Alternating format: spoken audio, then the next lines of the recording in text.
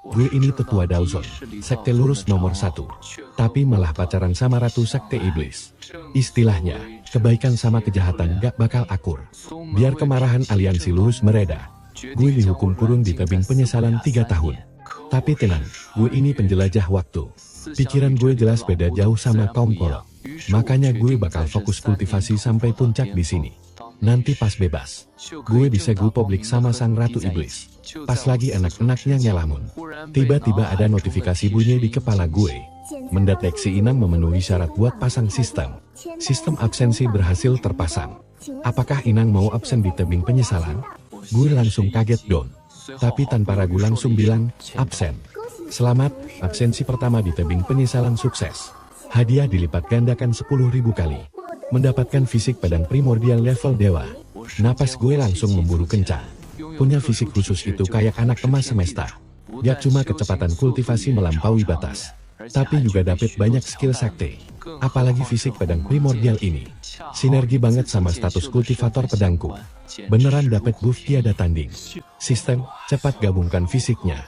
Fisik pedang primordial aktif, badai mendadak mengamuk. Aliran energi pedang yang setajam silet berputar gila di sekeliling tubuh gue. Tebing penyesalan bergetar. Energi spiritual liar di sekitarku langsung berpusat ke tubuh gue. Masuk deras, kayak pusaran air raksasa. Di bawah asupan energi gila-gilaan ini, fisik gue mulai ditempa tanpa henti. Kekuatan gue langsung meroket drastis. Ranah keabadian tingkat 4. Ranah keabadian tingkat 5. Melesat naik sampai tingkat 9. Di atas samudra energi dalam dantian, bayangan pedang dewa ungu perlahan terbentuk. Di sekeliling bayangan pedang itu, tampak kabut ungu primordial mengalir menyelimutinya. Begitu bayangan pedang dewa ungu mulai terbentuk, di seluruh sekte Dao, pedang di tangan para kultivator mulai bergetar dengan sangat hebat. Bahkan puluhan ribu pedang legendaris di Gunung Changjian bergetar pilu ke arah tebing Siguo. Sebenarnya apa yang lagi terjadi? Pedangku mendadak gemetaran ketakutan. Aura pedang super mengerikan mau bangkit. Kebangkitan fisik pedang pamungkas. Semua pedang tunduk memberi hormat. Teriakan histeris para kultivator terdengar di mana-mana. Padahal, aku yang bikin kekacauan ini malah gak sadar. Masih fokus penuh buat ngebangkitin fisik pedang Hongmeng. Gak lama, proses kebangkitannya akhirnya selesai. Cahaya keemasan mulai memancar dari balik kulitku. Jurus tingkat dewa tubuh abadi akhirnya sempurna. Mulai sekarang, fisikku gak bakal bisa hancur abadi selamanya. Ditambah lagi, kebangkitan fisik pedang Hongmeng ini bikin ranah pedangku melonjak drastis banget. Sekarang, cuma dengan berdiri diam saja, aku sudah kayak pedang dewa yang belum dicabut. Tajam dan mematikan. Berkat fisik pedang Hongmeng ini, aku sangat yakin bisa menang. Di ranah tingkat 9 alam abadi ini, aku bisa tebas kultivator alam wuxi dengan mudah. Tiba-tiba saja, seekor burung bango kecil dari energi spiritual hinggap dengan sangat lembut di tanganku. Ini adalah jurus bango spiritual. Metode kirim pesan yang biasa dipakai di dunia kultivasi saat ini. Gak usah ditanya, pasti ini pesan dari istriku si gadis iblis. Sudah berhari-hari pisah. Suamiku sayang, kamu kangen aku tidak? Sudut bibirku otomatis langsung tersenyum manis tanpa sadar. Kepalaku langsung terbayang wajah cewek cerewet itu yang suka gigit kalau kalah berantem. Gadis keras kepala, tapi gemesin banget. Padahal umurnya masih 20 tahunan. Tapi gayanya sok dewasa banget kayak nenek-nenek. Cewek yang kayaknya udah paham banget asam garam kehidupan. Sambil mikir, gue langsung beles. Lagi merenung di tebing Siguo ya. Gara-gara kangen banget sama istri. Jadi nggak bisa fokus kultivasi. Malah nggak boleh ketemu dia. Jadinya kesiksa rindu setengah mati. Langsung aja gue rapalkan segel tangan. Ubah pesan jadi burung bango gaib terus diterbangin. Di saat bersamaan, sekte Liao mendadak gempar banget. Semua pedang para kultivator pedang barusan mendadak bergetar ketakutan. Pedang di Gunung Changjian juga menangis pilu. Semuanya bersujud menghadap ke arah timur. Kayaknya ada fisik pedang legendaris yang baru bangkit. Seketika itu juga, banyak petinggi sekte langsung bergerak pergi. Keluar dari sekte Liao menuju ke arah timur. Mereka penasaran pengen tahu ada apa. Mereka tahu betul kalau si jenius dengan fisik pedang sekuat itu wajib banget direkrut masuk ke sekte. Padahal arah timur Gunung Changjian itu tepat ke tebing Siguo ya. Tapi para petinggi sekte nggak tahu sama sekali kalau si jenius pedang yang mereka cari setengah mati sebenarnya adalah sesepuh di sekte mereka sendiri. Sementara itu, beres kirim pesan ke istri tersayang, gue langsung lanjut kultivasi lagi di tebing Siguoya. Sekarang level kekuatan gue udah sampai ranah keabadian tingkat 9. Tinggal selangkah lagi buat nembus ke ranah tanpa batas. Pas gue aktifin fisik pedang Hongmeng, terdengar suara gemuruh dahsyat dari dalam tubuh. Energi spiritual alam di sekitar. Langsung gue serap habis-habisan dengan gila. Emang mantap bener fisik terlarang ini. Kecepatan serap energi spiritualnya jauh lebih cepat, sampai 10 kali lipat dibanding dulu. Kalau latihannya secepat ini terus, maksimal sebulan juga udah tembus ke ranah tanpa batas. Memang paling enak kalau dapet cheat. Kalian sibuk kultivasi, gue santai aja.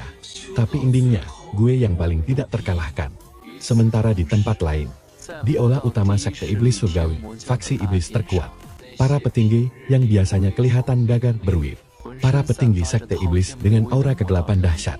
Saat ini semuanya sedang tunduk penuh rasa hormat dan berlutut di depan seorang wanita berbaju ungu. Sementara wanita cantik berbaju ungu itu sedang membaca pesan spiritual kiriman dari Lin He. Tiba-tiba saja dia langsung tertawa kecil melihatnya. Dia tersenyum simpul dengan sangat manis. Persis seperti gadis remaja yang sedang jatuh cinta. Bisa banget ya mulut manisnya bikin orang senang. Selesai membaca pesan yang kukirimkan tadi, dia membalas, suamiku, baik-baik bertapa di tebing Siguoya. Beberapa hari ini aku sedang ada urusan penting. Nanti kalau senggang, aku pasti bakal langsung nyamperin kamu. Surat itu pun langsung berubah jadi burung bangau gaib. Lalu terbang menuju tebing Siguoya di wilayah Sekte Gao.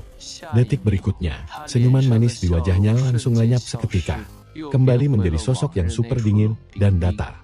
Seakan enggan didekati oleh siapapun di dunia ini. Kemudian, dia menatap para pemimpin Sekte Iblis yang sedang berlutut. Coba kalian cari tahu, sekte aliran putih mana saja yang berani menekan Sekte Dao, hingga membuat suamiku harus dihukum di tebing Siguoya. Semua orang yang ikut campur dalam masalah ini tidak ada gunanya lagi dibiarkan hidup di dunia. Ucapan santai itu terdengar bagai perintah mutlak seorang penguasa yang membawa kehendak dari seluruh aliansi Sekte Iblis. Setelah menerima titah tersebut, para pimpinan iblis langsung membubarkan diri dari aula untuk segera bergerak cepat. Padahal, saat ini aku sama sekali tidak tahu apa-apa. Aku masih santai melakukan absen harian di tebing Siguoya. Dalam waktu 7 hari, tingkat kultivasiku sudah meningkat pesat. Sayangnya, sebagian besar hadiah dari sistem absen harian hanya berupa ramuan pil acak dan sedikit poin pemahaman. Kalau ingin mendapatkan barang langka yang jauh lebih bagus, aku harus absen di tempat-tempat keramat yang unik. Sementara di luar sana, para tetua yang menuduhku bersekongkol dengan Sekte Iblis, beserta para muridnya, mulai dibantai habis oleh Master Iblis. Seketika, ketegangan antara kubu putih dan hitam semakin memuncak. Situasi di dunia persilatan benar-benar memanas tanpa ampun. Tapi, kekacauan yang terjadi di luar sana tidak kuketahui. Keseharianku hanya sibuk melakukan absen harian sambil berlatih, atau saling kirim surat spiritual pakai burung bangau gaib, biar tetap bucin. Bikin hubungan suami istri makin mesra. Saat ini, gue cuma ngerasa dunia ini lagi damai-damainya. Gak kerasa udah hari ke-8 gue di tebing Siguo.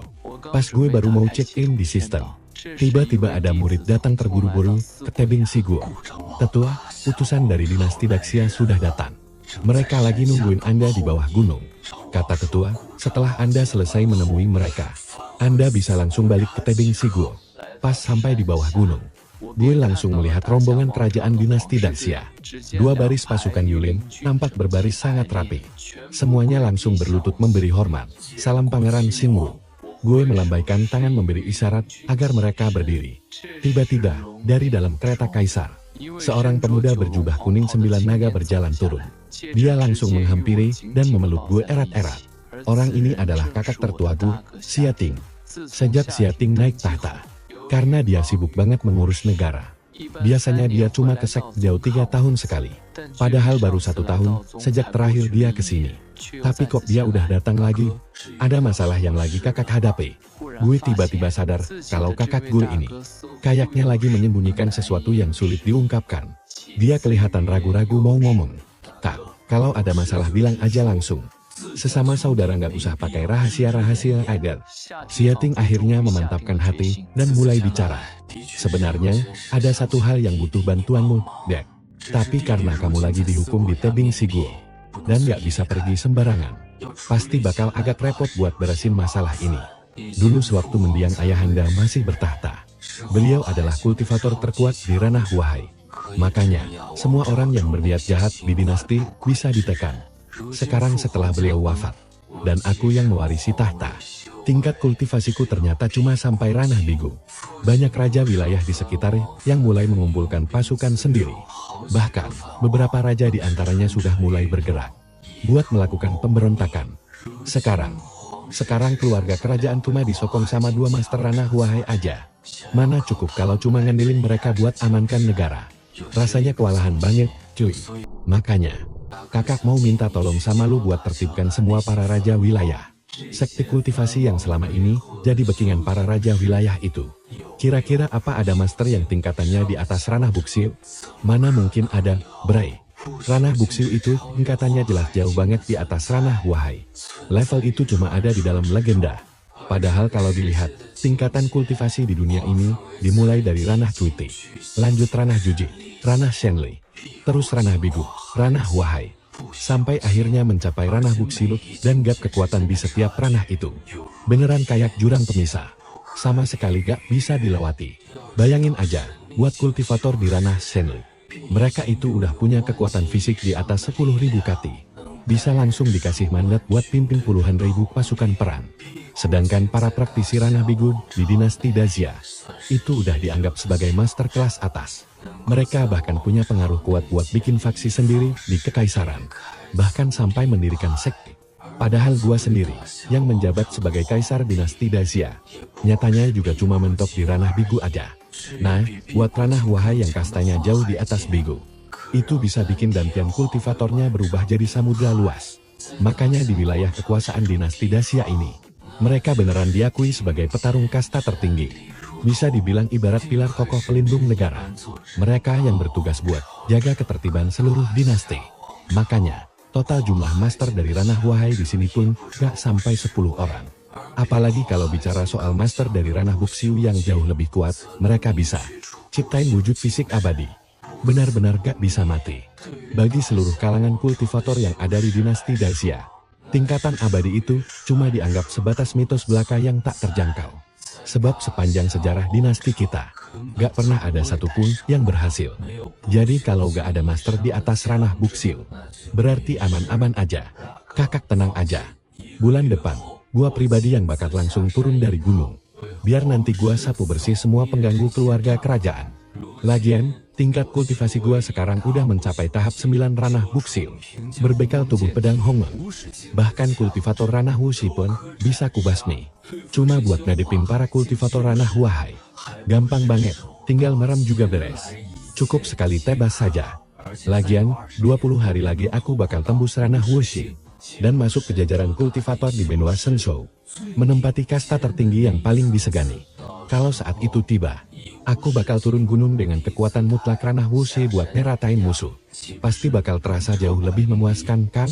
Karena kalian berani mengincar tahta kekaisaran, maka bersiaplah buat dihancurkan sampai tak bersisa. Setelah mengantar kepergian Xiating, aku langsung balik lagi ke Tebing Siguo. Pas lagi lewat di gerbang Sekte Dao, aku sekalian absensi nge-in di gerbang itu. Gerbang Sekte Dao ini kan termasuk tempat spesial. Pasti hadiah yang didapat lumayan mantap. Sing-in di gerbang gunung berhasil. Selamat, Anda mendapatkan pedang pusaka Cik Xiao. Meski pedang Cik Xiao ini gak sebanding sama tubuh pedang Hongmen, tapi ini jauh lebih oke dibanding Siganin harian di Tebing Siguo. Hadiah yang ini terasa jauh lebih berharga. Begitu sampai kembali di Tebing Siguo, banau kertas pembawa pesan dari istriku terbang datang lagi. Suamiku, kita sudah berpisah 9 hari. Aku kangen banget sama kamu. Gimana kalau kita janjian ketemuan sebentar? Atau biar aku saja yang nyari kamu ke sekte. Pas ngeliat pesan dari istriku itu, kita kan emang lagi hangat-hangatnya pacaran. Baru pisah 9 hari aja. Jujur aku juga udah kangen banget sama dia. Tapi kalau dia nekat ke Sekte Dao, itu bahaya banget. Istriku kan orang dari Sekte Iblis. Sementara Sekte Dao ini sekte aliran putih nomor 1 di Shenzhou. Kalau sampai dia menyusup ke sini terus ketahuan, nyawanya bisa benar-benar terancam bahaya. Meskipun kekuatanku udah di ranah immortal tingkat 9, tetap aja bakal susah buat ngelindungin dia sepenuhnya. Masalahnya, sebagai sekte aliran putih terbesar, Sekte Dao ini punya rahasia dan kekuatan terpendam. Ditambah banyak monster tua sakti yang sembunyi di sini. Banyak juga dari mereka yang udah mencapai ranah Wuxi. Bahkan pakai pedang pun. Di hadapan para monster tua legendaris yang sudah hidup selama ribuan tahun ini, tetap bakal ditebas habis. Istriku kan berasal dari Sekte Iblis. Jadi sebaiknya jangan sembarangan masuk ke Sekte Dao. Biar cari aman saja. Aku juga sangat merindukanmu istriku, 20 hari lagi. Nanti aku bakal menyelinap turun dari gunung. Dan pergi ke Kekaisaran Dacia untuk mengurus beberapa urusan kecil. Nanti kita akan bertemu di Kekaisaran Dacia itu. Setelah mengirim pesan itu, aku langsung kembali fokus melakukan kultivasi harian. Keesokan paginya Sekte Dao sudah ramai dan dipadati banyak orang. Dari seluruh penjuru Shinzhou. Banyak jenius muda dari berbagai wilayah berkumpul di tempat ini. Hari ini adalah hari diadakannya ujian masuk ke Sekte Dao yang hanya setahun sekali. Bahkan para pangeran dan putri dari berbagai kerajaan ikut datang mendaftar ujian. Ada juga penerus dari keluarga kultivator ternama. Hingga murid-murid jenius dari sekte-sekte kecil lainnya. Serta manusia biasa yang ingin mencari jalan keabadian di sini. Mereka semua berharap bisa lolos dari ujian berat Sekte Dao dan diterima masuk. Agar hidup mereka berubah drastis dan memulai jalan kultivasi yang sangat gemilang di masa depan. Sebenarnya ujian Sekte Dao ini cuma ada satu tahap, yaitu melewati formasi yang dipasang di tengah alun-alun Lengxin. Namanya formasi penanya hati. Formasi ini dibuat khusus untuk menguji hati para peserta, sekaligus menilai kepribadian dan moral yang mereka miliki. Kalau tekad kultivasi mereka goyah, atau punya niat yang buruk, mereka dijamin tidak akan pernah bisa lolos dari formasi ini. Tiap tahun memang ada banyak sekali orang yang ingin mendaftar ke sini. Sayangnya, 99% peserta selalu gagal melewati ujian dari formasi sulit ini. Bagi mereka yang berhasil lolos dari formasi penanya hati, maka para tetua dari Sekte Dao akan melihat bakat dan kualitas akar spiritual yang mereka miliki, lalu memilih sendiri calon murid yang paling mereka sukai untuk diajarkan ilmu. Saat ini, ada puluhan ribu orang di tengah alun-alun yang mulai masuk ke dalam formasi. Namun pada akhirnya, hanya ada beberapa ratus orang saja yang berhasil lanjut ke tes akar spiritual. Ratusan pemuda dan pemudi yang dinyatakan lolos dari ujian tersebut berjalan mengikuti tetua penguji untuk melangkah masuk ke Sekte Dao. Sepanjang jalan, mereka takjub lihat megahnya Sekte Dao. Ngerumpi heboh, gak ada habisnya. Kalau di dinasti Dashou kita, seseorang di ranah Huai bisa jadi andalan utama kekaisaran. Tapi di Sekte Dao, ranah Huai gak ada apa-apanya. Minimal harus mencapai ranah Guxiu baru bisa jadi penatua. Andai aku bisa diterima jadi murid dari seorang penatua. Bener banget, di keluargaku sendiri yang terkuat cuma ranah Shenli. Padahal di sini penjaga gerbangnya aja udah punya kultivasi ranah Bigu. Aku jadi murid pesuruh aja. Udah bersyukur banget rasanya. Nanti pas berhasil tembus ranah Bigu, aku bakal pulang buat majuin keluarga Wang. Aku ini kalam dewa pedang, sangat terobsesi sama jalan pedang. Aku mau berguru ke master pedang terkuat, biar nanti jadi ahli pedang legendaris. Para remaja itu penuh dengan harapan. Tapi ada satu gadis berwajah tegar, dengan tatapan yang tajam. Gadis ini namanya Lingxi, berasal dari pelosok dataran Shenzhou, tepatnya di wilayah kekacauan. Dia putri ketua keluarga kelas 2. Keluarganya lagi di ujung tanduk sekarang. Dia harus lulus ujian Sekte Dao dan diterima oleh seorang penatua, biar bisa menyelamatkan keluarganya dari kehancuran. Kalau gak, sebulan lagi, keluarganya bakal musnah tanpa sisa.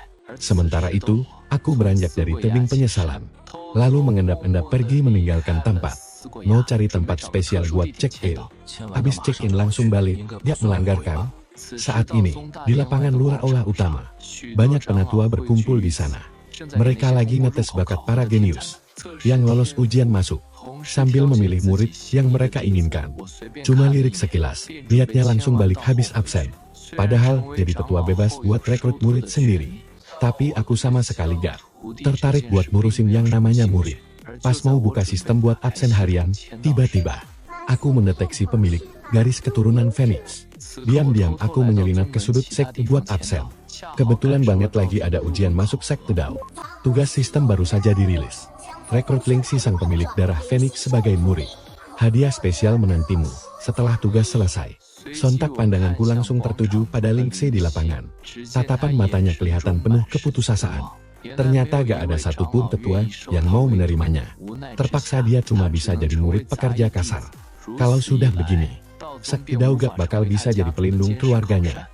Sebulan dari sekarang, yang menanti keluarganya hanyalah takdir kehancuran total. Tiba-tiba sebuah suara bergema di dalam kepalanya. Jika kau ditakdirkan dengan tetua ini, aku bersedia mengangkatmu menjadi muridku. Segera datanglah ke Tebing Sigu. Setelah pesan suara itu selesai dikirim, aku menyelinap ke aula utama Sakti Dao untuk absen. Baru setelah itu, aku balik ke Tebing Sigu. Absen di aula utama Sekte Dao berhasil dilakukan. Selamat, Anda mendapatkan ilmu sakti 1 pedang 9 langit. Setibanya kembali di Tebing Sigu, aku langsung fokus mempelajari ilmu sakti baruku tadi.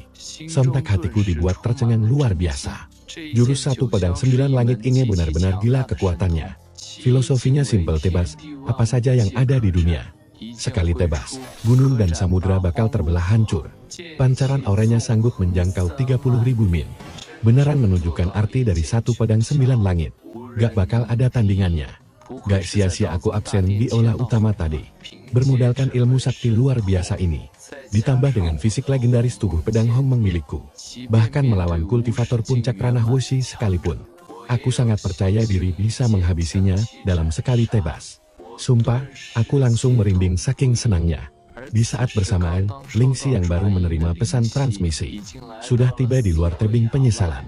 Dia langsung berlutut dengan satu kaki, "Junior." Lingxi datang memberi hormat kepada senior. Semua gerak-gerik Lingxi di luar tebing itu sudah aku ketahui semuanya. Langsung masuk saja. Dengan penuh semangat, Lingxi melangkah ke hadapanku. Melihat penampilanku yang begitu mudah, dia tidak bisa menyembunyikan rasa terkejutnya. Aku menatapnya sambil mengangguk pelan. "Kamu Lingxi yang hari ini jadi murid serabutan." Murid tahu bakat murid sangat tumpul. Hari ini tidak dilirik oleh para tetua. Hingga akhirnya cuma bisa jadi murid serabutan. Tetua ini berniat mengangkatmu sebagai murid. Apakah kamu bersedia? Murid sangat bersedia. Jantung Lingxi berdegup kencang karena gembira. Dia tidak menyangka aku bakal set to the point ini. Menjadikannya murid langsung dari tetua Sakti Dao. Begitu kabar ini sampai ke telinga keluarganya, pasti akan langsung membungkam mereka yang selama ini berniat buruk pada keluarganya. Murid memberi hormat kepada guru. Sambil berkata begitu, dia langsung bersujud berkali-kali. Detik berikutnya, selamat host berhasil menyelesaikan misi murid. Hadiah berupa kultivasi murni selama 100 tahun. Hadiah jurus pedang sehelai rumput, serta 2 butir pil Nirvana Phoenix untuk host. Dan teknik inkarnasi luar tubuh. Tepat setelah suara notifikasi itu berakhir, energi kultivasi murni 100 tahun langsung mengalir deras ke dalam tubuhku. Tingkat kekuatanku pun langsung melonjak tajam. Banyak kultivator hebat di ranah immortal yang seumur hidup kesulitan menembus batas, malah bisa kulewati dengan sangat mudah dan langsung naik ke ranah Wuxi. Saat ini aku benar-benar girang setengah mati. Gak menyangka bonus murid baru ini melimpah banget. Kultivasi 100 tahun gratis yang instan ini setara dengan hasil latihanku selama 3 tahun. Tapi, aku paham betul di dalam hati, ranah Wuxi sekarang meski tampak di puncak, tapi daratan Sensu ini luasnya luar biasa. Warisan saktinya gak terhitung. Di sekti kuno berumur puluhan ribu tahun, banyak sesepuh monster yang melampaui tahap Wuxi. Tapi modal fisik Hongmeng dan jurus Dewa gue, kalau sampai harus hadapi monster-monster tua itu, gue masih bisa ngelawan dan gak bakal kalah. Lagian, dari bonus terima murid baru tadi, ada beberapa barang mantap kayak Phoenix Nirvana, Raga Inkarnasi, sama teknik pedang sehelai rumput. Teknik Phoenix Nirvana ini cuma bisa dilatih pemilik garis keturunan Phoenix. Kayaknya sistem sengaja nyuruh gue warisin ke Lingxi. Jurus dewa ini totalnya ada 9 tingkatan. Tiap naik 1 tingkat, bisa nirwana sekali. Habis 9 kali nirwana, langsung lepas dari fana, dan bisa tembus ke alam dewa legendaris. Terus, teknik pedang sehelai rumput, itu jurus pedang kuno yang super mengerikan. Kalau paham betul sama inti pedang ini, pakai sehelai rumput pun bisa belah bintang matahari. Nah, kalau ilmu raga inkarnasi malah makin gila.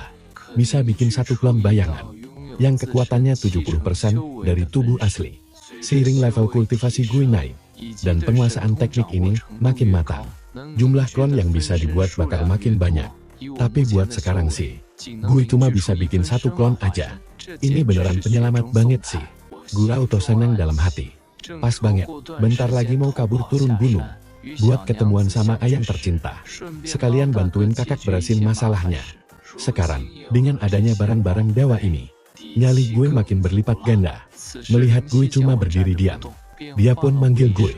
Gue pun langsung tersadar kembali. Kamu tahu kenapa guru angkat kamu jadi murid? Di dunia ini, ada banyak garis keturunan dewa. Sebelum bangkit, kekuatannya gak bakal kelihatan.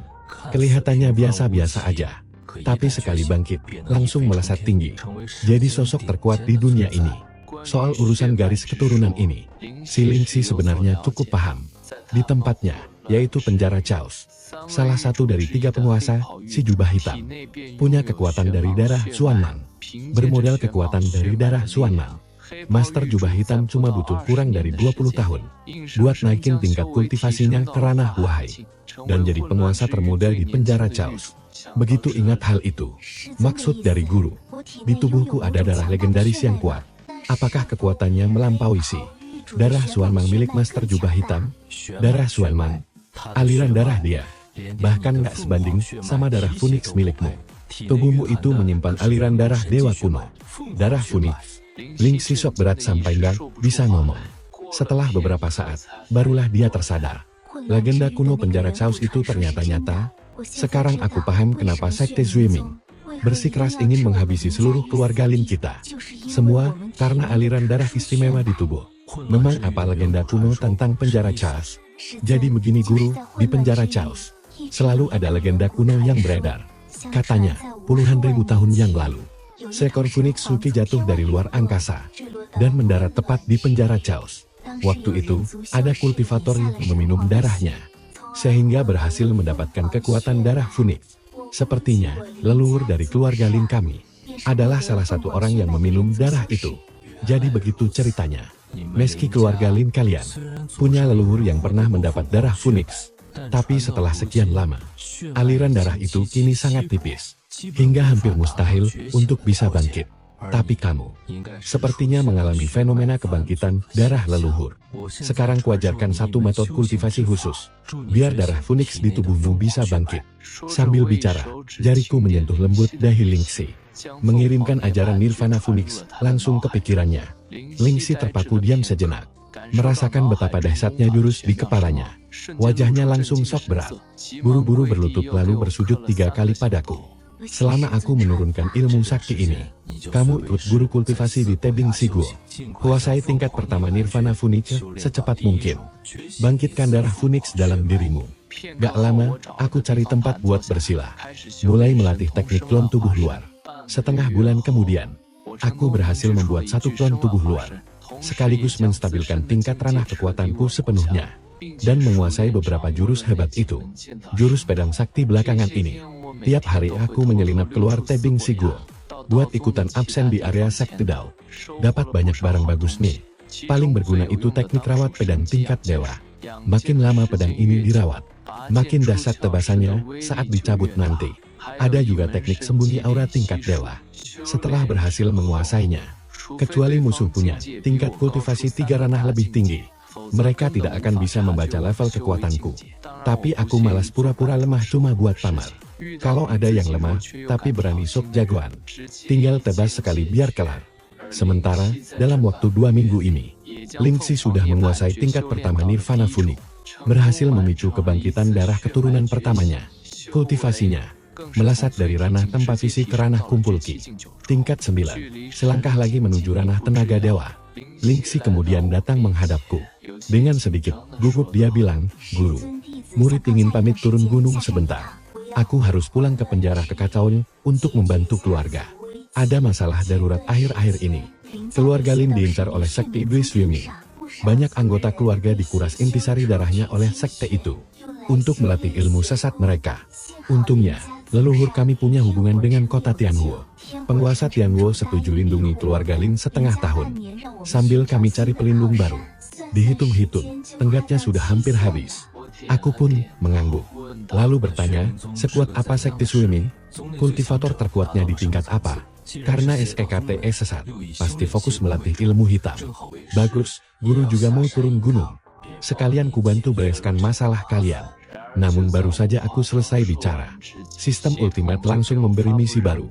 Misi sistem, absen di hutan Zunlin. Lin 11 merasa tersanjung. Dia langsung berlutut sujud, berterima kasih pada guru. Besok kita akan turun gunung. Guru akan membereskan sekte swimming demi keluargamu. Masih ada 5 hari lagi. Sebelum jadwal kencan dengan istriku tiba, lebih baik ke Chaos Prison dulu. Hancurkan sekte swimming. Baru balik menemui istri di Dacia. Sementara itu, di kaki gunung, keluarga Lin sedang cemas menunggu kabar. Tiba-tiba pengawal melapor, Nona telah kembali. Semua orang langsung berdiri girang. Lin 11 tampak berlari masuk ke girangan. Ketua kedua, keluarga kita selamat. Besok guruku akan ikut turun gunung, menuju Chaos Prison, dan membebaskan kita dari sekte swimming.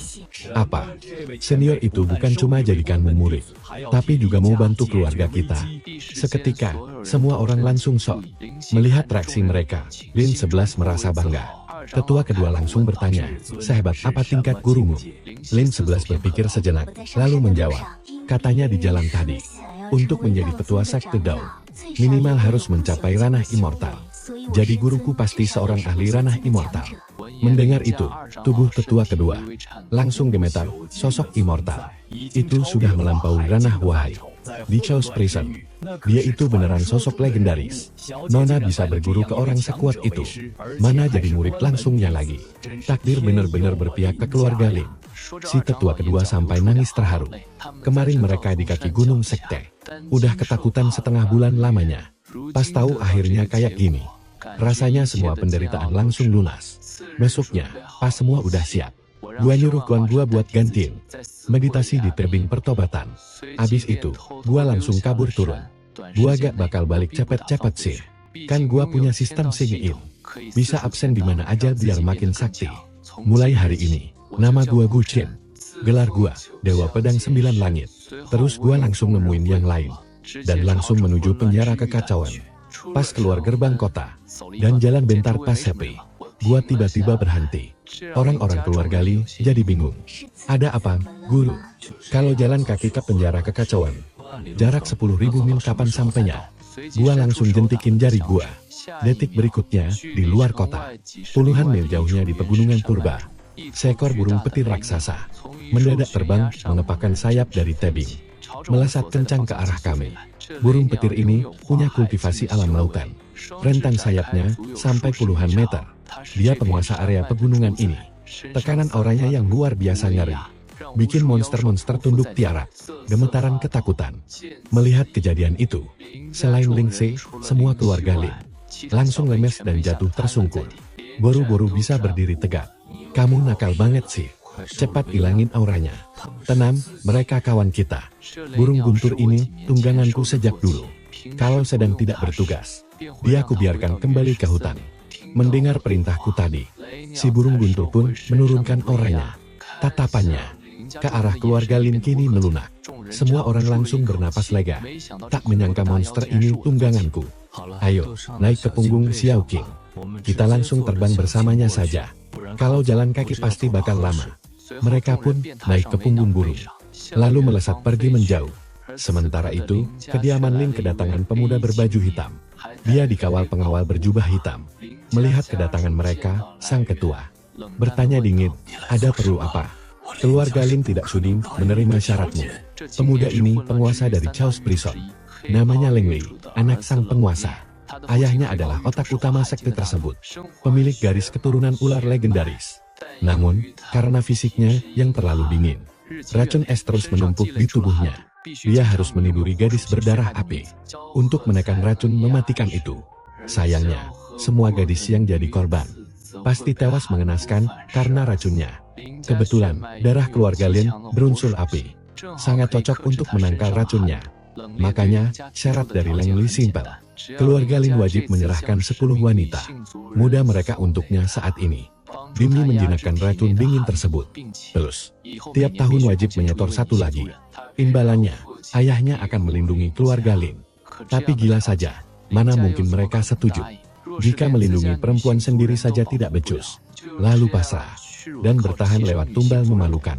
Mending hancur, sekalian lawan sekte swimming. Leng Li tersenyum sinis, kamu yakin? Gua diam-diam dapat info rahasia nih. Sekte Swimming bakal langsung nyerang kalian besok.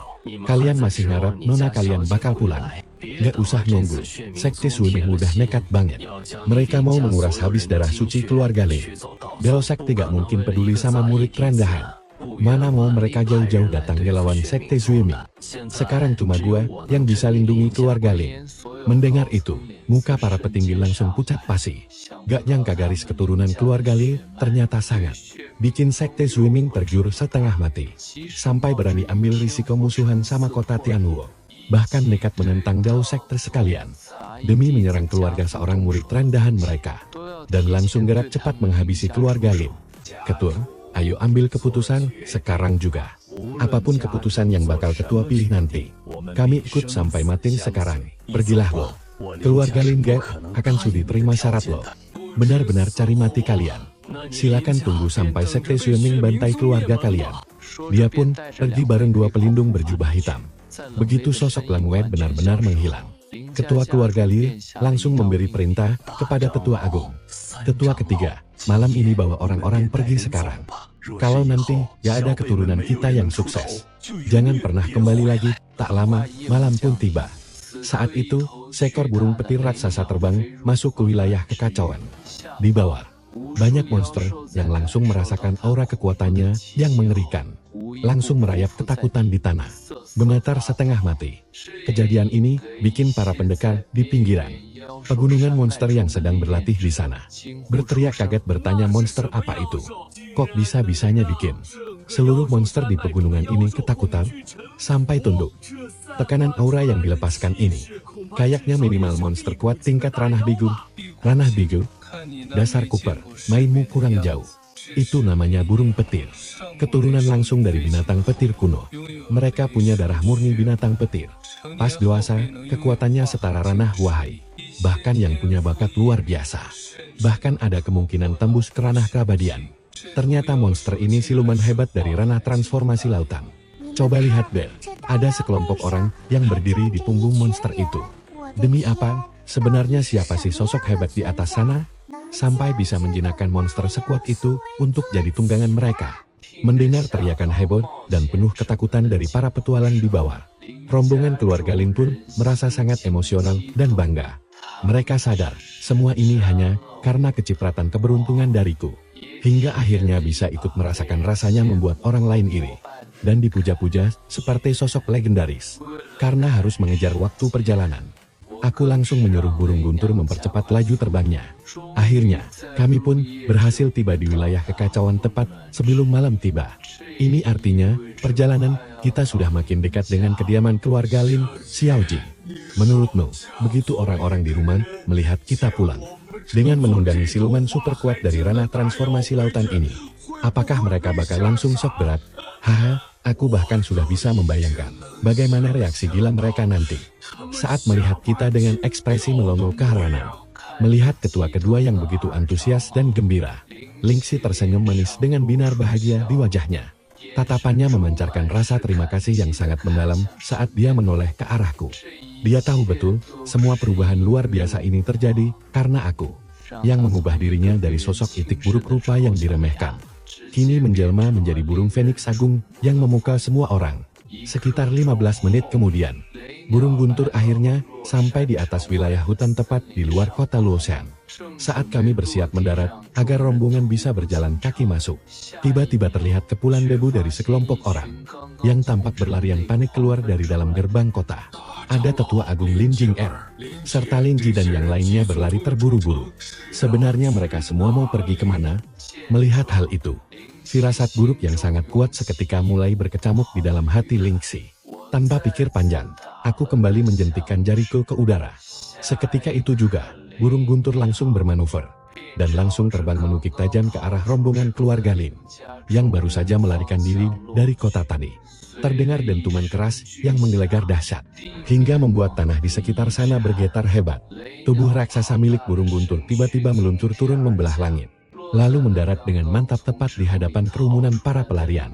Dari anggota keluarga Lin tersebut, aura mengerikan yang terpancar dari tubuh makhluk itu langsung menekan mereka, dan kilatan petir yang menyambar-nyambar seketika membuat panik rombongan keluarga Lin yang kabur dari kota. Mereka shock berat, monster macam apa ini? Kok bisa mendadak mendarat di tempat ini? Apa Sekte Siming mengirim orang untuk menyerang? Tiba-tiba saja, Lingxi dan kerabatnya di atas punggung burung petir langsung melompat turun dengan sangat sigap, berjalan mendekati anggota keluarga yang baru saja kabur. Tetua Agung, sebenarnya ada apa ini? Kenapa kalian buru-buru keluar kota? Mau kemana? Begitu melihat sosok yang dikirim tempo hari, yaitu nona muda mereka yang ikut ujian sekte, Lingxi, para tetua dari keluarga Lin, serta para anak muda di sana langsung tercengang. Gila, ada apa ini? Sosok yang turun dari burung petir raksasa ternyata adalah nona muda mereka sendiri. Aku sudah lolos seleksi Sekte Dao, dan kini resmi menjadi murid guru. Burung petir ini adalah hewan tunggangan milik guruku. Kami pulang kali ini memang sengaja pulang untuk menyelesaikan krisis besar yang menimpa keluarga kita. Langit tidak membiarkan keluarga Lin hancur tanpa menunda. Mereka menceritakan semua kejadian belakangan ini secara detail kepada Lingxi dan yang lainnya tanpa ada yang terlewat. Sekarang, mari kita kembali ke kediaman Lin. Ada guru di sini, kalian tidak perlu melarikan diri lagi. Sekte Siming yang berani mengusik kita harus membayar mahal atas semua perbuatan mereka. Sementara itu, belasan orang berbaju hitam sudah mengepung luar kediaman. Kultivasi yang paling rendah pun di ranah Shenli. Bahkan pemimpin mereka sudah mencapai ranah Bigu. Dan sosok yang memimpin, ternyata dua pelindung berjubah hitam siang tadi serang, bawa semua wanita keturunan langsung keluarga Lin. Kalau yang laki-laki melawan, langsung habisi saja. Belasan orang berbaju hitam itu langsung menerobos masuk, bagaikan serigala kelaparan mengincar mangsa. Para penjaga keluarga Lin sama sekali tak berdaya. Mendengar keributan itu, para petinggi keluarga Lin sontak berlarian keluar dari dalam aula utama. Melihat para penjaga dibantai satu persatu, kepala keluarga Lin berteriak murka, berani sekali kalian. Kekuatan ranah tingkat 9 langsung aktif. Satu hantaman telapak tangan melesat dahsyat. Pelindung berjubah hitam yang di depan mendengus dingin. Aura kekuatan dari ranah Bigu miliknya meledak hebat. Hantaman itu langsung membuat kepala keluarga Lin terpental jauh. Kau ternyata master kuat dari ranah Bigu. Apakah ini ulah Sekte Suemin? Apa kalian berencana untuk menghabisi seluruh keluarga Lin lebih cepat? Apakah takdir benar-benar ingin memusnahkan keluarga Lin? Kepala keluarga Li terkapar lemas di tanah. Matanya menatap pasrah gerombolan jubah hitam yang terus menyerbu para petinggi. Tepat di saat semua anggota keluarga Lin mulai putus asa. Berhenti. Tiba-tiba saja, teriakan lantang dari Lin 11 menggema keras dari luar gerbang. Seketika, di dalam kediaman Lin, semua orang yang baru saja bersiap menyerang para petinggi keluarga Lin. Mendadak tubuh mereka kaku dan tidak bisa bergerak. Sama sekali tidak bisa berkutik sedikit pun. Raut wajah kedua pelindung berjubah hitam di depan langsung berubah drastis. Ini pertanda ada master tiada tanding yang datang ke kediaman Lin.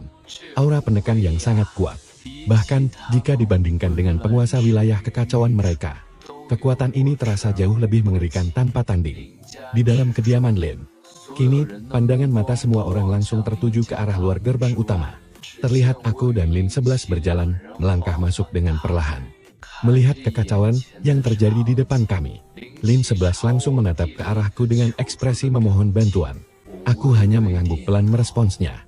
Seketika, pancaran aura tekanan yang jauh lebih mengerikan kini langsung meledak. Selain segenap anggota keluarga Lin, semua orang luar langsung dipaksa berlutut keras di tanah. Bahkan salah satu penyerang yang kekuatannya lebih lemah, langsung memuntahkan darah segar dan tewas seketika di tempat. Jadi, mereka ini adalah orang-orang dari Sekte Suemin. Mendengar ucapan itu, Lin 11 melangkah maju. Lalu dia langsung membuka paksa topeng penutup milik kedua pelindung berjubah hitam. Kepala keluarga Lin beserta seluruh jajaran petinggi langsung terkejut saat mereka melihat dengan jelas wajah asli kedua pelindung itu.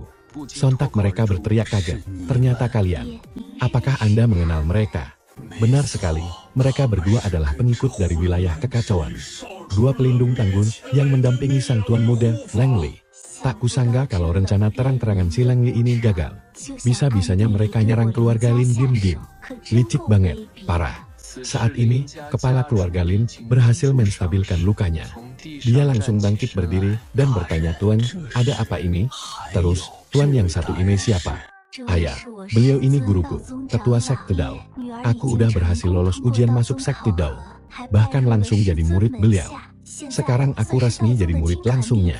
Pas tahu kalau keluarga kita lagi dapat masalah, beliau sengaja turun gunung buat bantu nyelesain semuanya. Mendengar penjelasan dari putrinya, kepala keluarga dan para petinggi Lin menatapku dengan sorot mata yang jauh lebih hormat. Sosok hebat ini ternyata ketua Sakti Gao yang legendaris. Itu kan posisi yang jauh melampaui level penguasa wilayah kekacauan. Gak nyangka anak perempuanku bisa berguru kepada master sahabat ini. Dia dan para tetua langsung buru-buru berlutut buat memberi hormat kepadaku. Salam hormat, Tuan. Terima kasih banyak sudah berkenan turun gunung demi menyelamatkan keluarga Lin kami. Karena dia adalah muridku. Kalau keluarganya terancam, aku gak bakal tinggal diam. Kemudian, aku melirik kawanan berbaju hitam yang tak berdaya di tanah. Kalian bilang orang-orang ini tadi berasal dari faksi mana? Mereka juga berniat menyerang keluarga kalian? Melapor Tuan, mereka ini dari wilayah kekacauan. Tepatnya kaki tangan Tuan Muda Leng Li. Siang tadi, keluarga Lin menolak mentah-mentah syarat dari Leng Li yang meminta para wanita sebagai jaminan perlindungan. Orang-orang ini pasti diutus olehnya buat merebut paksa para wanita di keluarga kami. Aku mengerti. Faksi dari wilayah kekacauan. Besok, kalian tunjukkan jalannya. Biar aku yang bereskan mereka sekaligus. Terima kasih banyak, Tuan. Terima kasih telah menyelamatkan keluarga Lin dari situasi kritis ini. Malam ini aku akan menginap di kediaman Lin. Besok aku akan bereskan semua masalah keluarga Lin ini. Baru setelah itu pergi. Jadi Anda, Tuan Guru, ingin menghabisi kota Chaos kami. Apa Anda tidak merasa ucapan itu terlalu sombong? Aku Anda memang sangat kuat. Tapi kota Chaos kami sudah menguasai sayap Chaos selama ratusan tahun. Kami bukan lawan yang mudah.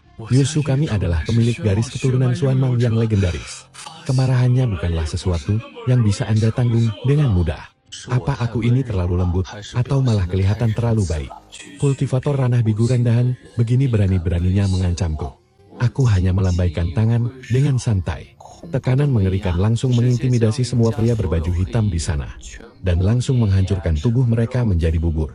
Semua orang di kediaman Lin benar-benar syok melihat adegan itu. Belasan kultivator ranah Senli, ditambah 2 ahli tingkat tinggi ranah bigu. Semuanya hancur jadi bubur hanya dalam sekali kibasan tangan. Keesokan harinya, setelah sarapan di kediaman keluarga Lin, aku dan Lingxi bersiap-siap untuk segera berangkat menuju ke markas pusat Sekte Zuiming. Kami berencana langsung membasmi mereka agar tidak ada masalah lagi. Sekaligus aku ingin melakukan absen sistem di Sekte Zuiming demi menyelesaikan misi dari sistem. Namun tepat saat kami baru saja akan pergi dari sana, sekelompok kultivator darah tiba-tiba datang menyerang dan langsung mengepung seluruh kediaman keluarga Lin. Mereka semua mengenakan jubah merah darah yang seragam, dengan aura merah darah yang samar-samar menyelimuti tubuh mereka. Seorang ketua dari ranah bigu memimpin mereka, membawa belasan ahli tingkat tinggi dari ranah Senli. Begitu orang-orang itu menerobos masuk ke kediaman Lin, mereka langsung menghunus pedang dan siap membantai semua orang. Tapi baru saja mereka melewati pintu gerbang utama, sebuah tekanan yang sangat dahsyat langsung mengunci tubuh mereka. Gawat, sulit bergerak. Ada ahli hebat di dalam keluarga Lin, cepat mundur. Namun pada saat itulah, mereka baru menyadari sesuatu, bahwa mereka sama sekali sudah tidak bisa bergerak lagi. Aku dan Lingxi perlahan berjalan keluar dari dalam kediaman, diikuti oleh jajaran para tetua dari keluarga Lin. Tuan, kami ini adalah anggota dari Sekte Zuiming. Kalian serius mau cari ribut demi keluarga Lin dan cari masalah dengan Sekte Zuiming kami? Tapi kalian salah besar. Aku sama sekali tidak berniat cari musuh dengan Sekte Zuiming kalian. Aku cuma ingin melenyapkan kalian semua sampai habis. Bukan mau cari masalah dengan Sekte Zuiming kami, tapi malah mau melenyapkan kami semua begitu saja. Apa Anda yakin sudah memikirkan ini baik-baik? Sekte Zuiming kami, meski di atas kertas kami tidak punya master ranah wahai, tapi jika kalian ingin meratakan Sekte Zuiming kami, itu tidak akan semudah membalikkan telapak tangan. Aku hanya mengibaskan tangan dengan sangat santai. Seketika tekanan aura yang mengerikan langsung runtuh menimpa semua pengikut Sekte Zuiming yang ada di sana. Nasibnya berakhir tragis sama persis seperti pasukan berbaju hitam semalam. Setelah itu, aku langsung memanggil burung guntur, membawa Lingxi beserta para petinggi dari keluarga Lin, dan langsung melesat terbang menuju markas pusat Sekte Zuiming. 1 jam pun berlalu. Burung guntur berhasil membawa rombongan tiba di wilayah pegunungan Zui, tempat markas Sekte Zuiming berada. Saat ini, pemimpin sekte swimming yang bernama Su Mingzi, raut wajahnya tampak sangat muram. Baru saja 1 jam yang lalu, tim master yang dikirim ke kota kekacauan untuk melenyapkan keluarga Lil. Seluruh tablet giok jiwa milik mereka mendadak hancur berkeping-keping. Itu berarti satu hal. Semua pemilik dari tablet giok tersebut telah tewas mengenaskan. Siapa sebenarnya bajingan yang berani menyentuh orang-orang dari sekte XOPNG-ku? Namun tepat saat Su Mingzi masih sibuk berpikir, sebuah tekanan aura yang sangat dahsyat mendadak menyelimuti seluruh wilayah sekte. Ekspresi wajah Su Mingzi langsung berubah drastis. Tekanan aura luar biasa ini milik ranah Huahai. Dia segera berlari kencang keluar dari aula utama. Dan seketika melihat pemandangan di langit atas sana. Seekor burung guntur berukuran raksasa sedang melayang diam di udara. Di atas punggung burung itu, tampak berdiri sekelompok orang. Sosok yang memimpin mereka mengenakan jubah serba hitam. Sedangkan orang-orang di belakangnya berasal dari keluarga kelas 2, yaitu keluarga Ling. Sekarang guru akan mewariskan 1 jurus ilmu pedang kepadamu. Segala hal di alam semesta bisa hancur dengan 1 tebasan. Sembari berucap, aku langsung memosisikan jariku layaknya sebilah pedang. Aura pedang mengerikan menyelimuti tubuhku. Energi semesta berkumpul di sekitarku. Aliran energi pedang terpusat di jariku. Detik berikutnya, kutebas sekte swimming. Seketika langit seakan terbelah 2 bagian. Tanah di bawah terbelah ratusan meter. Jurang sedalam puluhan ribu meter. Seluruh istana hancur lebur seketika. Para master sek dalam sekejap tercabik hancur oleh energi pedang. Mauling sebelah ataupun petinggi keluarga. Semuanya dibuat shock setengah mati. Sangat dahsyat. Begitulah penilaian mereka. Menggunakan jari saja. Sekali tebas langsung meratakan sekte swimming. Ini mustahil dicapai oleh kultivator Huahai. Guru nona muda. Pasti jauh melampaui ranah Huahai. Ling 11 terpaku melihat semua ini. Dalam hati membatin, inikah guru? Ilmu pedang yang mau diajarkan? Menebas seluruh semesta dalam sekali serang. Padahal sekte ini menakuti keluarga Ling. Bahkan selama setengah tahun penuh. Kini hancur dalam sekali tebas. Aku mengangkat tangan menunjuk. Di dahi Ling 11. Mentransfer ilmu kitab pedang Baiji ke otaknya. Untuk saat ini, pahami dulu isi kitab pedang ini. Nanti guru ajarkan teknik yang lebih kuat. Jika tidak, fondasi kultivasimu goyah. Sulit memahami jurus tingkat tinggi. Baik, guru. Lalu aku membuka sistem untuk Sing In. Selamat, proses Sing In berhasil. Misi dari sistem telah selesai. Mendapat hadiah kultivasi 40 tahun. Mendapat teknik ilahi 1000 pedang. Mendapat sebutir pil keabadian tingkat 3. Begitu notifikasi sistem selesai. Kekuatan 40 tahun. Langsung mengalir deras ke tubuhku. Tingkat kultivasiku langsung melonjak naik. Dari ranah wuxi tingkat 5. Melesat ke tingkat 7. Naik 2 level sekaligus. 2 hadiah lainnya, jurus Wanjian Guizong dan pil. Pil keabadian ini juga mantap. Wanjian Guizong ini jurus serangan area. Kuatnya bukan main. Sedangkan pil keabadian untuk ningkatin kultivasi. Bisa bikin kultivator di bawah ranah keabadian. Naik ke ranah keabadian. Pas balik ke Dacia, pil ini buat kakak. Pasti bisa langsung dongkrak kultivasi kakak. Menembus ke ranah keabadian. Dengan begitu, bukan cuma mengamankan dinasti Dacia, tapi juga bikin kerajaan tetangga tunduk. Bakal mudah banget. Habis itu, langsung kusuruh burung petir putar arah. Menuju ke pusat wilayah kekacauan. Nggak butuh waktu lama. Burung petir pun sampai di kota kekacauan. Tiba-tiba, 2 sosok terbang keluar dari kota. Melayang diam di udara. Ternyata, mereka penguasa lain dari wilayah kekacauan. Saat melihat rombongan di atas burung petir, mereka sadar monster petir raksasa ini cuma jadi hewan tunggangan tuan ini saja. Hal ini bikin kedua penguasa itu shock berat. Kekuatan burung petir ini selevel dengan kita. Tapi kok cuma jadi tunggangan? Seberapa nyari kekuatan orang berjubah hitam itu? Kedua penguasa itu menatapku di atas burung petir. Lalu menyapa dengan sangat hormat. Ada angin apa tuan mendatangi kota kekacauan? Ada perlu apa? Panggil Lengli keluar untuk mati sekarang. Lengli itu anak dari penguasa jubah hitam kami. Istana penguasa jubah hitam ada di wilayah barat pusat kota. Mari kami antar tuan ke sana. Kalau Lengli menyinggung tuan di luar, kami sama sekali tidak akan melindunginya. Aku mengangguk. Kalian berdua pimpin jalan sekarang. Lalu aku mengajak burung petir terbang menuju ke arah barat pusat kota. Orang-orang di bawah mendengar obrolan di langit itu. Mereka tahu kalau tuan penunggang burung petir ini datang untuk mengincar Lengli, si anak penguasa. Kabar soal balas dendam langsung bikin heboh. Si Leng Li bikin ulah lagi. Kali ini dia beneran kena batunya. Gak lama kemudian, di istana Master Jubah Hitam. Merasakan aura ngeri dari burung petir yang datang. Master Jubah Hitam dan Leng Mi keluar aula bersama rombongan orang kuat. Mereka melihat ada yang menunggangi burung petir, melayang bersama dua master lainnya di sana. Tepat di atas istana, wajah Master Jubah Hitam tampak dingin. Dia menatap dua master lainnya. Apa maksud kalian berdua? Mereka membawa sosok kuat yang menunggangi monster burung petir.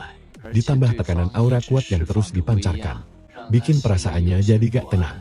Sementara Leng Lian, anak di samping Master Jubah Hitam, setelah melihat jelas orang-orang di atas burung itu, langsung angkat bicara. Ya, orang di atas monster itu adalah keluarga Lin, klan kelas 2 di Los Angeles. Seketika dada Master Jubah Hitam langsung berdegup kencang. Dia punya firasat buruk. Dua master mendengus, "Hei Jubah Hitam, ini semua gara-gara kelakuan anakmu. Sekarang tuan besar ini sudah datang menuntut balas. Kalau tahu diri, serahkan anakmu, biar diadili oleh tuan besar ini. Atau kamu juga bakal dihabisi sekalian oleh beliau." Mendengar ucapan kedua master itu, Master Jubah Hitam akhirnya tersadar. Ternyata klan kecil keluarga Lin itu bawa jagoan buat balas dendam. Master Jubah Hitam terdiam sejenak, lalu berkata padaku, "Wahai tuan besar, kejadian semalam murni kesalahan anak saya. Saya akui salah mendidiknya. Mohon tuan besar sudi memaafkan. Atas semua kerugian keluarga Lin semalam, saya siap ganti rugi 10 kali lipat. Asalkan tuan berkenan mengampuni nyawa anak saya." Mendengar itu, Ling 11 langsung menoleh menatapku. Aku melirik Ling 11, "Tenang saja. Hari ini dia pasti mati." Terus gue lirik si Jubah Hitam, "Gak usah banyak bacot. Serahin si Leng Li sekarang. Atau kalian mati bareng dia." Muka si Jubah Hitam langsung mendung dengar itu. "Gue tahu lu emang kuat banget.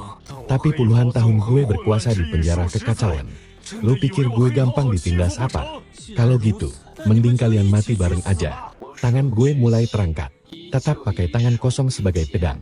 Seketika langit istana langsung gelap. Alam pun ikut berubah. Energi pedang mengerikan mengamuk di sekitar. Si Jubah Hitam langsung keluarin seluruh energinya. "Biar gue rasain sehebat apa ilmu lu."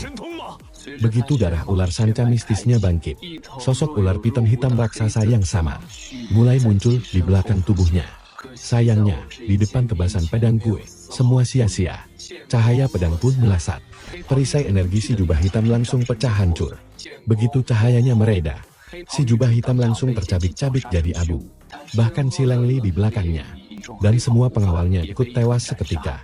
Saat ini, selain dua penguasa penjara kekacauan itu, semua orang di kota kekacauan yang menonton langsung dibikin melongo tak percaya. Sekali tebas, seorang penguasa wilayah dan pasukannya langsung musnah tak bersisa. Beres-beresin kubu si Jubah Hitam, gue langsung lirik dua penguasa tersisa. Keluarga Lin ini milik murid kesayangan gue. Mulai sekarang, di penjara kekacauan, tolong kalian jagain mereka baik-baik. Habis lihat kekuatan gila gue barusan, mana berani mereka membantah.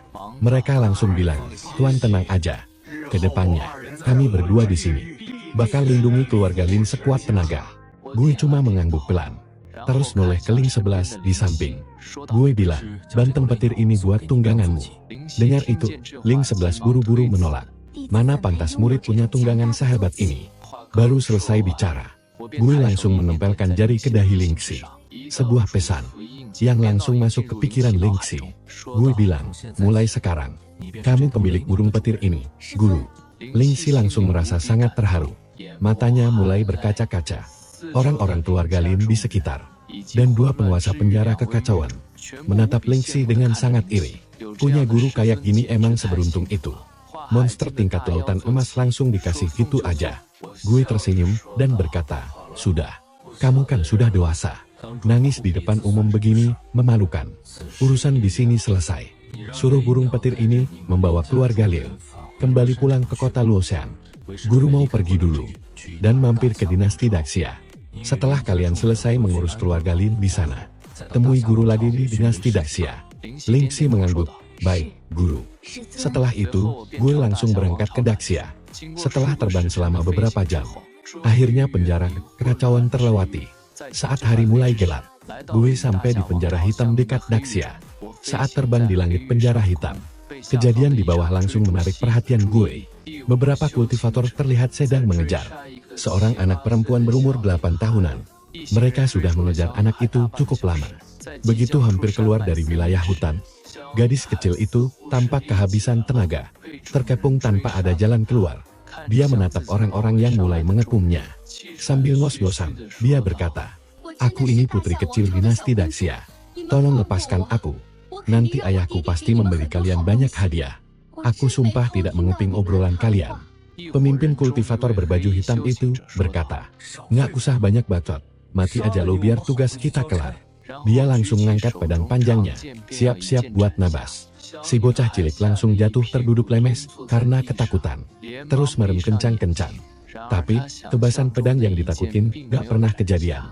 Sambil gemetaran, dia pun buka matanya pelan-pelan. Ternyata, kultivator pembawa pedang di depannya masih matung dalam posisi siap nabas. Tapi badannya kaku gak bisa gerak sama sekali. Bocah itu langsung dongak buat melihat ke depan. Tampak sesosok berjubah hitam misterius melangkah santai di udara, turun dari atas hutan. Seketika, gerombolan kultivator yang ngejar bocah itu langsung lumat jadi bubur kena aura tekanannya. Gila, ini sih beneran master tingkat dewa. Cuma itu yang ada di pikiran Xia Yui sekarang. Xia Yui buru-buru bangkit berdiri dari tanah, sambil pasang gaya hormat mengepalkan tangan. "Saya Xia Yui, putri kecil dinasti Xia Agung. Makasih banyak, rekan Tao, udah nyelamatin nyawa saya." Gue cuma diem aja, melihat mukanya yang cemong kayak kucing garong. Tapi gayanya sok dewasa dan santai banget. Kayak pendekar senior yang udah kenyang pengalaman. Bikin gue pengen ketawa. Pas gue perhatiin mukanya, emang mirip banget sama kakak laki-laki gue, Xia Ting. Waktu dia masih kecil dulu. Jadi dia beneran putri kecil dinasti Xia? Bapak lu kaisar dinasti Xia yang sekarang, si Xia Ting itu kan? Mendengar itu, muka Xia Yu langsung kaget. Kok kakak bisa tahu? Batin gue, nah bener kan? Tadi gue mutusin buat nolong dia. Gara-gara dengar dia ngaku-ngaku sebagai putri dinasti Xia. Makanya gue langsung turun tangan. Beberapa waktu lalu, kakak gue, Xia Ting, sempat main ke Sakti Dao buat jenguk gue. Pas lagi ngobrol santai, gue nanya, kenapa dia nggak ngajak keponakan kecil gue sekalian? Kata kakak gue, bocah ini petakilan banget. Baru umur 7 atau 8 tahun, tapi nggak ada anggun-anggunnya. Hobinya keluyuran bawa pedang, sok-sokan jadi pendekar. Ternyata dia emang udah kabur sendirian. Nggak nyangka bakal ketemu keponakan kecilku di tempat ini. Bener-bener takdir gak kemana ya. Aku langsung mengusap kepala Xia Yui dengan gemas. Gadis kecil sepertimu kok bisa kelayapan sendirian sampai ke sini? Apa orang tuamu gak kirim pengawal rahasia buat menjagamu? Xia Yui dengan sangat bangga menjawab kalau dia dikirim. Tapi semuanya berhasil aku kelabui. Aku hebat kan? Lagi pula mereka itu cuma bikin ribet dan mengganggu perjalananku. Tujuan perjalananku kali ini adalah mencari pamanku di Sakti Dao. Aku mau meminta beliau mengajarkan ilmu bela diri yang hebat. Mendengar itu, aku hanya bisa geleng-geleng kepala pasrah. Ternyata bocah cilik ini nekat kabur sendirian dari rumah, hanya demi mencari keberadaanku di dalam Sakti Dao. Namun, Xia Yui sama sekali gak menyadari keanehan dari sikapku. Dia malah lanjut mengoceh lagi. Pamanku itu hebat banget tahu. Kata ayahku sendiri sih. Beliau adalah pahlawan hebat di Kekaisaran Xia, yang menjadi jenius nomor 1 sepanjang sejarah dinasti.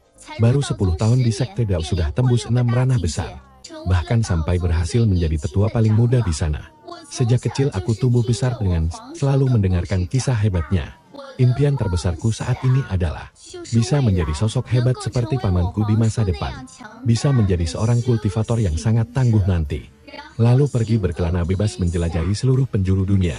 Demi membasmi semua siluman dan iblis. Aku pun iseng menggoda. Apa pamanmu beneran sehebat itu? Memangnya kamu sendiri sudah pernah bertemu langsung dengan dia? Begitu tersudut oleh pertanyaan yang sangat sensitif itu, Xia Yui seketika langsung terdiam 1000 bahasa. Sebab kenyataannya dia belum pernah melihat wajah pamannya sendiri. Semua kisah menakjubkan tentang sosok sang paman. Cuma cerita dongeng dari ayahnya sejak dia masih kecil. Ari, jangan terlalu memikirkan hal kecil itu dulu. Ucap Xia Yui yang mencoba mengalihkan pembicaraan. Setelah kita asik mengobrol ke sana kemari, aku bahkan belum tahu siapa namamu, wahai rekan kultivator. Aku berpikir sejenak, lalu menjawab, aku Dewa Pedang, Gu Chen.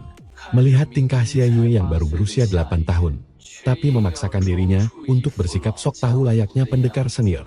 Bahkan memanggil diriku dengan sebutan rekan kultivator sesama pendekar. Hal itu benar-benar membuatku merasa geli dan ingin tertawa. Salam kenal ya, Tuan Putri kecil yang manis. Senang sekali bisa bertemu denganmu di sini. Xia Yui langsung menyeka debu dari wajah mungilnya yang cemong. Cuek banget, Xia. Kalau lagi di luar, ya usah panggil aku putri. Panggil saja aku